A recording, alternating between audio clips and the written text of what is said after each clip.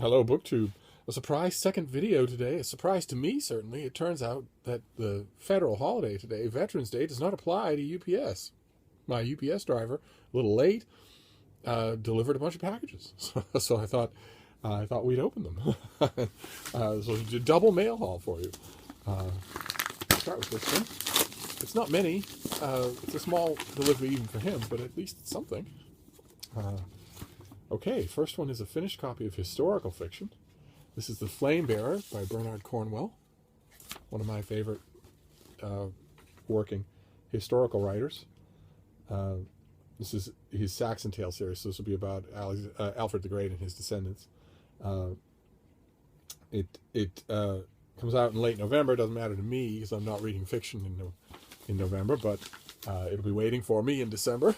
I don't want to let the year go by without finishing it. And I had the Galley forever and ever and didn't read it, so I'm glad I have this one. Let's see what's next here. Oh my. This is The Face of the Water by Sarah Rudin. The subtitle is A Translator on Beauty and Meaning in the Bible. That's going to be the cover, the sort of a manuscript, an illuminated medieval manuscript cover. Oh my. Sarah Rudin is a fantastic translator. She's just fantastic. Her Aeneid was wonderful. Her oh my, okay. Her style was wonderful. And this is, let's see what we got here. Dazzling reconsideration of the language and translations of the Bible, both Old and New Testaments, from the acclaimed scholar and translator of classical literature. The King James Bible is considered the definitive and most accurate English translation of the Bible, but while its comparatively easy-to-read language allowed it to become accessible to millions of people who were barred by a lack of knowledge of the more esoteric Greek, Latin, and Hebrew versions, much gets lost in translation, particularly in tone and lyricism. Even the most commonly accepted ancient Greek, Latin translations fail to maintain all the intricacies of the original Hebrew text. In The Face of Water, Sarah Rudin brilliantly, elegantly celebrates and translates the Bible's original languages and looks at how passages have been misunderstood over the centuries, and how the most commonly accepted English translations have been lacking in the intent of the original text. This is mostly a discussion, but there's a good deal of translation involved here as well. Interesting. Oh boy, this is right up my alley. Oh boy. Okay. All right. Boy, that's wonderful. Let's see here. Okay, good. This is Michael Doran's book Ike's Gamble about the Suez Canal crisis of 1956. And I specifically requested a finished copy from the publisher that be sent to me quickly because I didn't know it would come today. But I received a sudden commission to review this, and the review is due very soon. so I'm glad to have a finished copy of it. I think I mentioned on this channel before, the finished copies are very good for reviewers because they have an index. And you're beetling through the book, but this is going to be a long review. This is going to be 1,500 words. That's long for most paying venues. And the Suez crisis was incredibly complex. It was 5 different worlds colliding at the same time, and not always aware of each other, and overlaying each other, and fighting against each other, and also relying on each other and playing each other off against the other. I guarantee you, in the course of a review of such a book, I will need the index. So I'm glad to have it. And the galley copy that I have doesn't have one. So good, wonderful. That will be Steve's work for today. I'm going to write that review today. Oh, okay. Here, we've seen this on this channel in galley copy. This is The Wars of the Roosevelts by William J. Mann. This will be the contentious family history of the Roosevelts.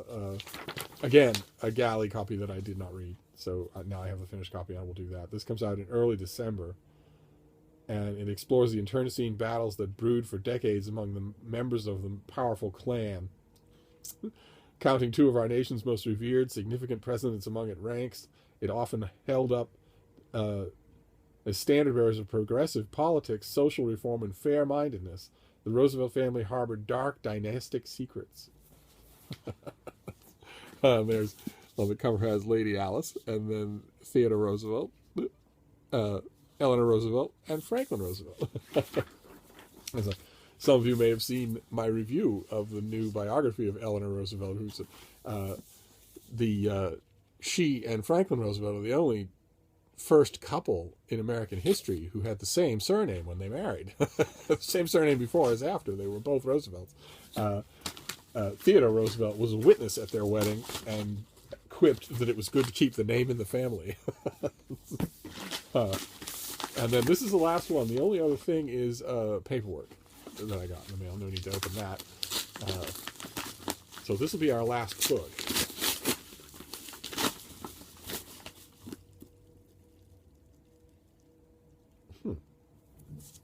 Okay, this is... Oh! Oh my, this is a gift. This is a gift from Britta Bowler. I will leave a link to her wonderful channel down below. This is Rodney Bolt, The Impossible Life of Mary Benson. Isn't that pretty? The Extraordinary Story of a Victorian Wife. Huh. Rodney Bolt was born in South Africa, studied at Rhodes University, wrote the play Gandhi Act II. He has twice won Travel Writer of the Year awards in Germany. What a wonderful job that must be, travel writing. And is the author of History Play, an invented biography of Christopher Marlowe. Oh my God, I read that. I read History Play, and it was fantastic. It was so witty. Joke layered on joke. Oh, it's wonderful. And also The Librettist of Venice, a biography of Lorenzo da Ponte. I read that too. That was wonderful. Boy, okay. Well, I had never heard of this book, but I know this author. His work couldn't stand higher in my esteem. What do we got here? 1 minute, Mary Benson was the wife of the Archbishop of Canterbury, a sparkling society hostess, whose Lambeth Palace home attracted the likes of Henry James and Queen Victoria, Tennyson, and William Gladstone. I was never invited. Who considered her, quote, the cleverest woman in Europe. But the instant her husband, Edward White Benson, fell down dead while praying in church, Mary Benson became a nobody. Did she crumble? Did she heck? The woman known as Ben to her most intimate friends took Lucy Tate into her bed, and together they set up a series of homes from which Benson presided over her 4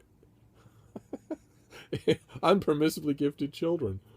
Though Mary died in 1918, she is vivid and lively in this sympathetic biography that is often screamingly funny. Bolt's characterizations of the Benson children, not to mention their father, are spot on.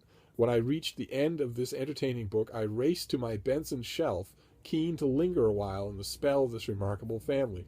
One of the most riveting biographies you'll read. That's from a review from the Scotsman. And you'll notice the assumptions being made there. When I reached the end of this entertaining book, I raced to my Benson shelf, keen to linger a while in the spell of the remarkable family.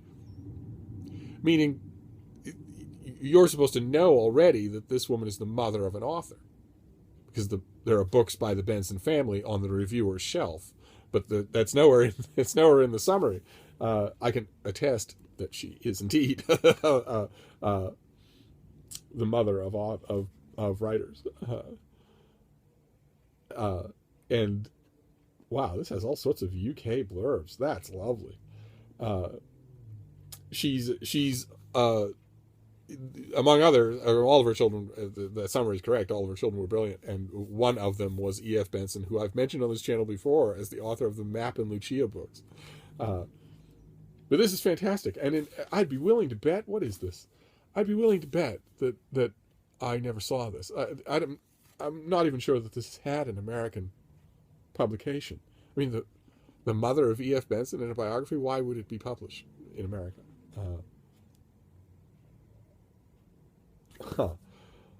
Wonderful. Thank you so much, Britta. This is amazing. This is a book I did not know existed by an author I really like. You know, I'd be willing to bet that if I look, I will find that I do not own a copy of either History Play or The Librettist of Venice anymore. I'm afraid even to look, because I know the answer will be no, I don't. Even though I have, to put it mildly, an abiding interest in Christopher Marlowe, and even more so an interest in all things Venice. Oh well, I have this one now. Thank you so much. All right, well, that's a way to end it. So, a gift, and then an interesting pile of books. I've got The Wars of the Roosevelts and Ike's Gamble, which I really needed. I will be working on this thing soon.